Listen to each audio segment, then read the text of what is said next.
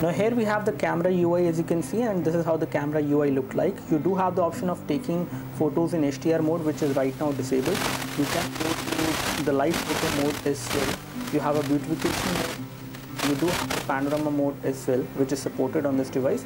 The camera UI is again just like the other camera UI which we have seen on other MediaTek devices from Micromax. So this is how the camera UI look like. Let me just take a photo right now of my iPhone 5, just like I always do, to show you the overall performance of this device in terms of the photo quality.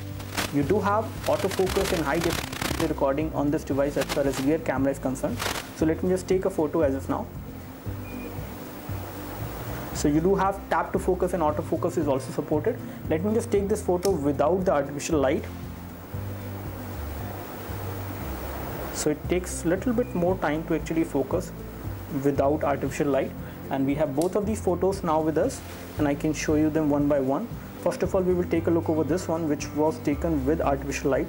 So this photo is actually pretty good, I would say, in terms of the kind of clarity it has, the kind of details it has, as well as the color production is also not that bad.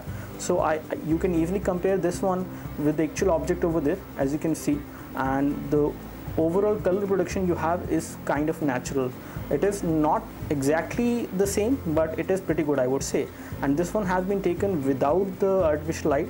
This one is again kind of grainy if you actually zoom in, but again this one also looks pretty decent. If you compare both of these photos with the kind of camera performance which we have seen on Moto E, the camera on this device is much better than Moto E. It does have autofocus, it can take very good shots in macro mode as well, which is not the case with the Moto E, which has a 5 megapixel camera at the back, but this device cannot take very good photos as far as macro mode is concerned.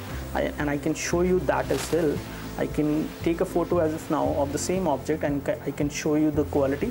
So this is how the camera UI on the Moto E will look like, and you have the option of tap to take a photo. And this photo which we have taken with light, as you can see, this photo is not going to be that good.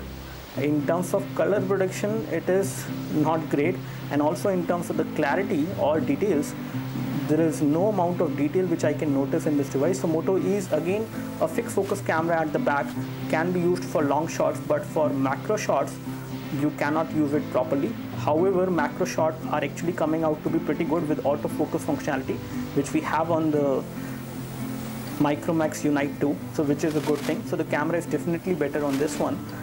Taking a look over the front camera UI, let me just show you the same. So this is how the front camera UI will look like, and again you can do a pretty good quality of video chat. It is not a high definition video chat which you can do. You have to make sure that you hold the device stable, otherwise you will see this haziness within the video feed.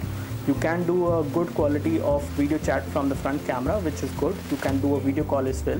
Taking a look over the photo settings, I can show you the photo settings as well. Over here for the photos, you have all these options supported, including HDR mode, self timer is there, continuous shots up to 99 shots maximum with 8. You have the picture size, which is 5 pixel maximum, and then you have a standard 4:3 aspect ratio as of now. You have electronic image stabilization, you have a microphone enable and disable mode as well, and there you have the video quality which you can set to fine. You can record high definition videos on this device at 720p, and I will confirm that whether it can record high definition videos at 1080p or not. We will confirm that later on, but as of now I would like to say that the camera on this device is pretty decent and actually better than Moto E if you compare it.